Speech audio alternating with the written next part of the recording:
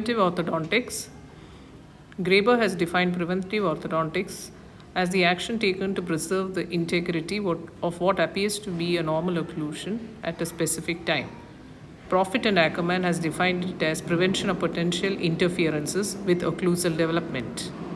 Procedures undertaken in preventive orthodontics are parent education, caries control, care of the deciduous dentition, extraction of supernumerary teeth, occlusal equilibration, maintenance of the tooth shedding timetable, management of ankylosed teeth, management of abnormal frenal attachment, oral habit checkup, deeply locked permanent first molar management, and space maintenance.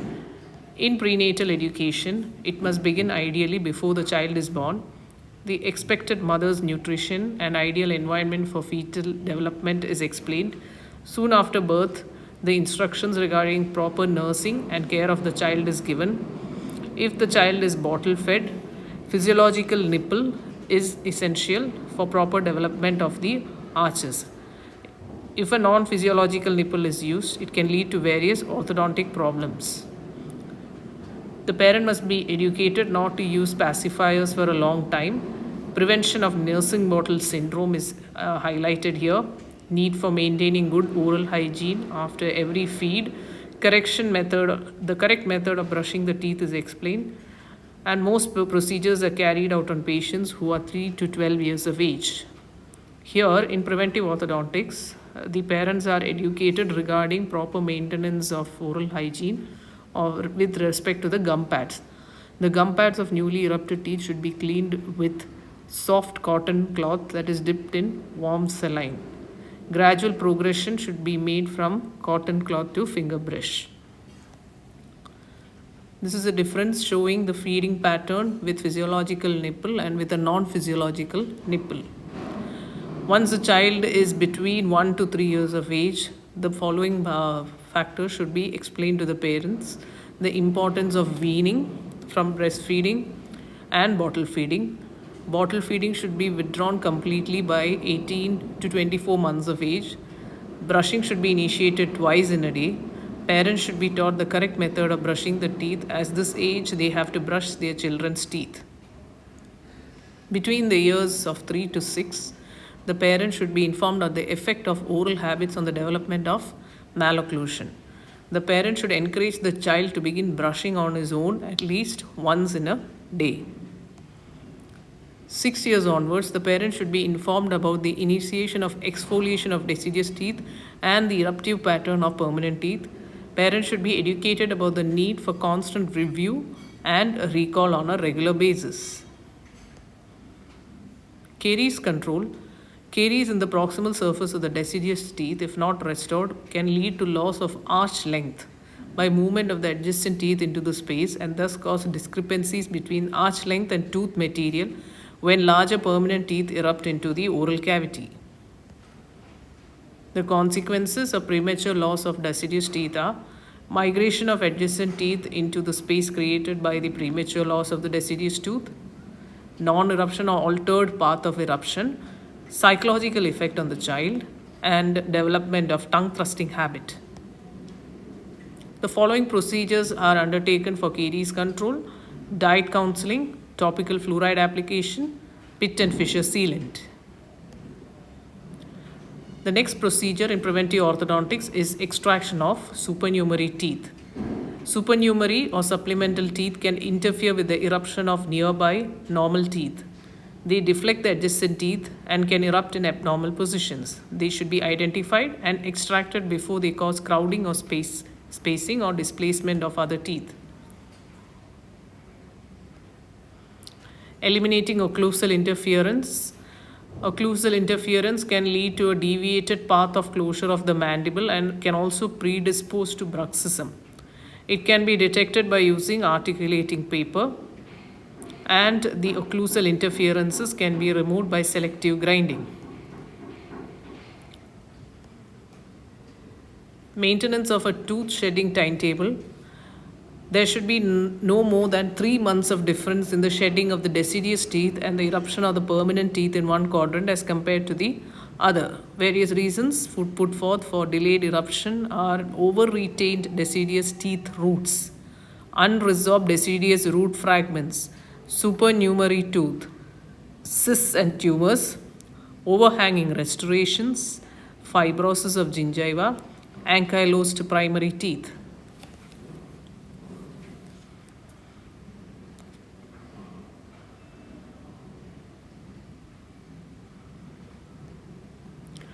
Management of an ankylosed tooth.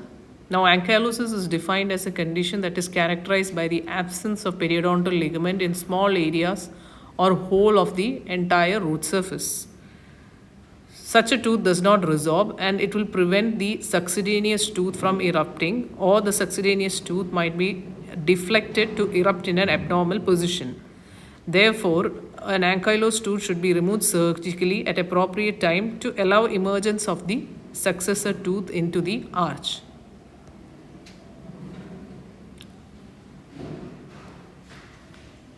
Management of abnormal frenal attachments. Thick and fleshy maxillary labial frenum can lead to midline diastema, and this condition is often diagnosed with a test that is called as Blanch test. This is treated at an early stage to avoid development of the midline diastema. Ankyloglossia or tongue tie. It is an abnormal development of the tongue. Difficulty in speech and swallowing and breastfeeding problems can arise. This is treated surgically.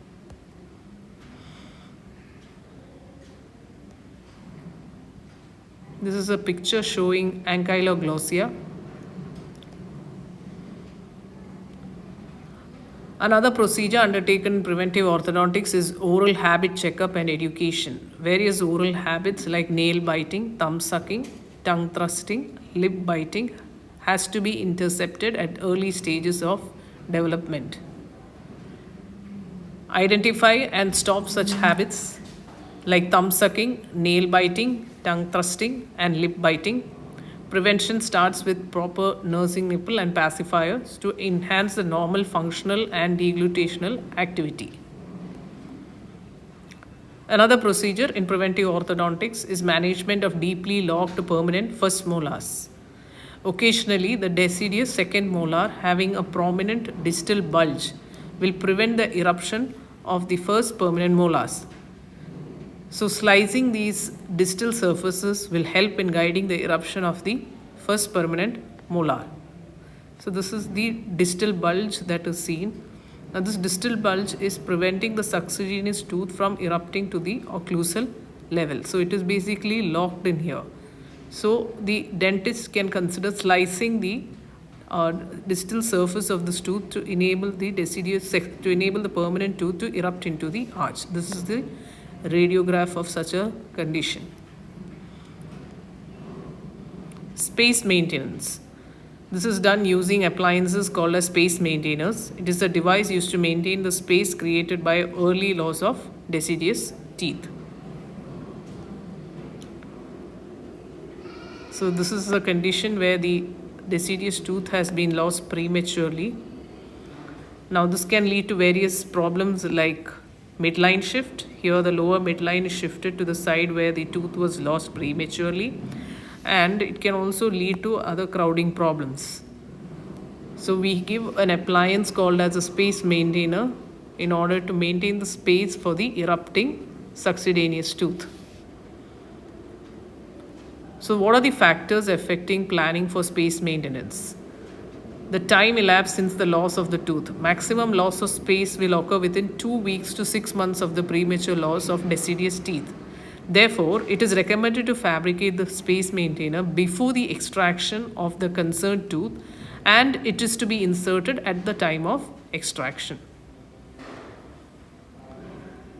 Another factor determining planning of a space maintainer is the stage of root formation of the succedaneous tooth.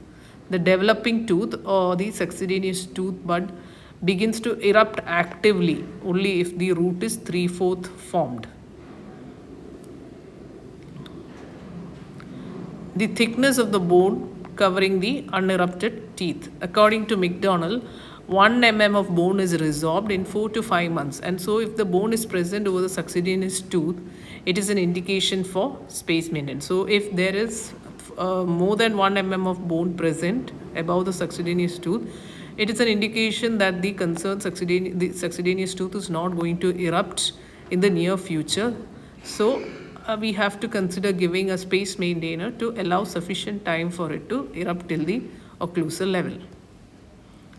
Delayed eruption of permanent teeth, over-retained or ankylosed primary teeth or impacted permanent teeth can result in delay of eruption process. With the removal of these types of primary teeth, an appliance may be needed to hold the space within the permanent tooth till the permanent tooth erupts. So what are the ideal requirements of space maintainers? A space maintainer must maintain the entire mesiodistal space created by the loss of a tooth. The space maintainer must restore the function of the teeth as far as possible. The space maintainer must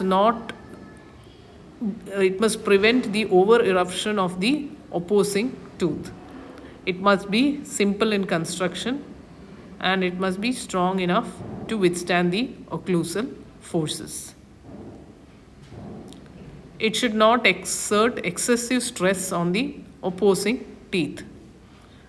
It must permit maintenance of oral hygiene by the patient, must not restrict normal growth and development and natural adjustments which takes place during transition from the deciduous to the permanent dentition, and it should not come in the way of other functions.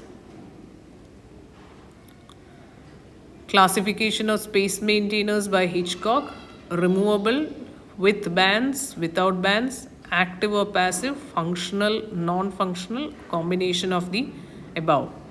According to Raymond, removable, complete arch, L arch, extra oral anchorage, individual tooth. According to Hinrichsen, fixed space maintainers and removable space maintainers.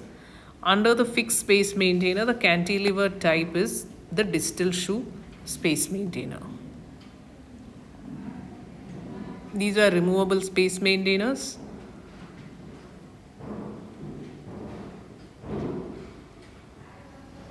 Fixed space maintainers.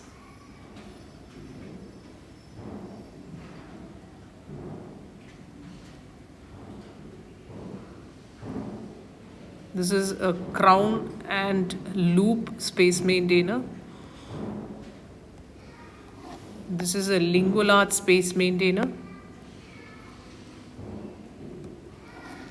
This is a Nance palatal button or a palatal arch space maintainer.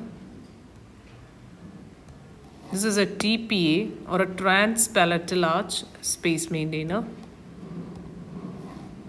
And this is a distal shoe space maintainer.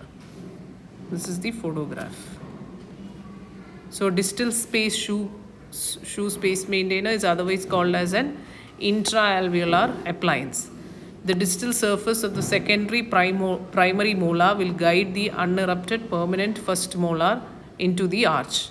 When the second primary molar is removed prematurely due to caries or any other reasons, before the permanent first molar is erupted, the intra-alveolar appliance provides greater control for the path of eruption and will prevent the undesirable mesial migration also. So this is a picture of the distal shoe space maintainer. Thank you.